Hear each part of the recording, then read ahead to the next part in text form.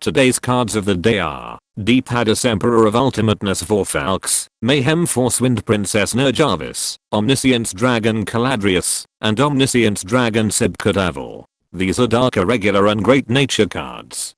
D-PS01 Emperor of Ultimateness Vorphalx, while in the G-zone face down, lets you pay 1 counter blast and 5 discards at the end of the battle. Your grade 3 Vanguard attacks your opponent's grade 3 or higher Vanguard, while you have 13 cards in your soul. And when he's placed on Vanguard, return up to 3 critical triggers from your soul into your deck, if your deck has 13 or less cards. Premium format takes too long as it is. Now Bushiroad creates a card that forces players to keep counting their cards in deck every 2 seconds. That can also potentially lead to cheating. Mayhem Force Wind Princess Nirjarvis, when placed on the Guardian Circle, lets you pay 1 counter blast to choose one of your opponent's units for every 10 cards in your soul, and reduce their critical by 1. Expect someone to misinterpret this as reducing 1 critical per 10 cards in your soul, because reading is hard. Omniscience Dragon Caladrius, once per turn while on Vanguard, lets you flip a card in the G-zone face up to give all your front row rear guards 10k power, but retire them at the end of the turn.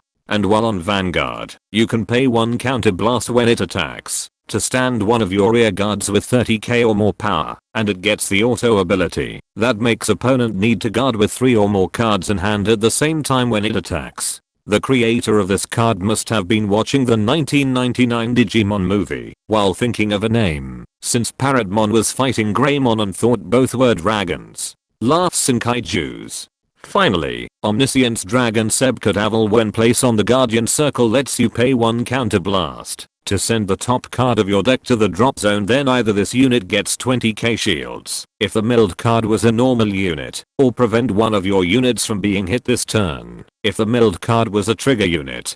Before anyone asks, you get nothing if the milled card was an order card. So those Zorga players who wanted to play premium get screwed over by their deck's mechanics. And that concludes today's cards of the day. Be sure to subscribe and let me know in the comments how Vorphalx's ability was a feeble attempt to not make it work with the now banned Gustil Demonus.